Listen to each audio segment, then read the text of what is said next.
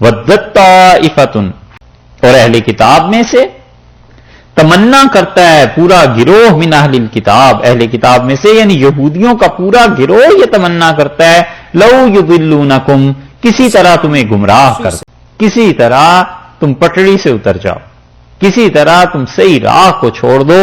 وَدَّتْ طَائِفَةٌ مِّنْ أَهْلِ الْكِتَابِ، اہل کتاب کا ایک گروہ اس تمنا کو لیے بیٹھا ہے. وَمَا يُضِلُّونَ، کسی کو گمراہ نہیں کرتے، إِلَّا أَنفُسَهُمْ، سوائے اپنی جان کو. وَمَا يَشْعُرُونَ، اور انہیں پتہ بھی نہیں ہے کہ کتنے بڑے گناہ کا ارتکاب کر رہے ہیں. یہ تمنا کرنا کہ کوئی مسلمان کافر ہو جائے اور مسلمان شرک کرنے لگ جائے اور ہمارے گروہ میں شامل ہو جائے، اللہ نے فرمایا ہے انہیں پتہ بھی نہیں کہ کتنا بڑا گناہ، کس بڑے گناہ کا وہ ارتکاب کرتے ہیں. اور یہ دلیل ہے ان صوفیاء کی جو کہتے ہیں کہ جو آدمی یہ سمجھتا ہے اور تمنا کرتا ہے کہ فلاں آدمی مجھ سے بیعت ہو جائے اور لوگ میرے مرید ہو جائیں، صوفیاء کہتے ہیں وہ طریقت میں شرک کرتا ہے، کیونکہ لوگ اللہ کے ہیں اور اللہ ہی ان کا مالک ہے، اور اللہ جہاں چاہے گا ہدایت کے لیے بھیج دے گا. تمہیں اس تمنا کا کس نے حق دیا ہے کہ فلاں آدمی میرے حلقے میں آ جائے؟ سمجھے؟ اس لیے بڑی سوچ سمجھ کے زندگی گزارنی چاہیے.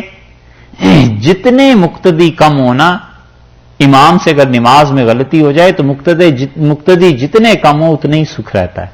نماز مثلا نہیں ہوئی، 10-15 آدمی تھے تو اگلی نماز میں اعلان کرتے تھے کہ بھائی پچھلی نماز کسی وجہ سے نہیں ہوئی تھی دوبارہ پڑھ لینا، اور جہاں 10,000 ہوں وہاں کیا کرے گا؟ یہ ہے. اس لیے جتنوں کا بوجھ آدمی کم رکھے اتنا ہی اچھا ہے. یہ تمنا کرنا کہ ہمارا حلقہ بڑا ہو جائے اور لوگ ہمیں سننے لگیں اور لوگ جاننے لگیں، بہت بڑا دھوکہ ہے، بہت بڑا دھوکہ ہے. مر جائے، مٹی میں مل جائے، پر اس کی تمنا نہ کرے کہ کوئی مجھے جانے. یہ جاننے کی تمنا اور شہرت کی کہ میری شہرت کسی طرح ہو جائے اور لوگ کسی طرح مجھے جاننے لگ جائیں. دنیا تو تباہ ہوتی ہی ہوتی ہے، چلو اس کا کیا ہے، دین برباد ہو جاتا ہے. آدمی پٹڑی سے اتر جاتا ہے اور اپنے مقتدی، اپنے مرید، اپنے معتقد ان کو دیکھ کے پھر فتویٰ دینے لگتا ہے، پھر اللہ کی صحیح بات نہیں بتاتا، ڈرتا ہے کہ اگر صحیح بات کر دی تو یہ ناراض ہو جائیں گے، ہوگا پھر کیا؟ پھر اللہ نہیں رہتا، وہ مرید اور مقتدی خدا بن جاتے ہیں اس کے. یہ وہ شرک کی قسم ہے جو بڑی چھپی ہوئی ہے.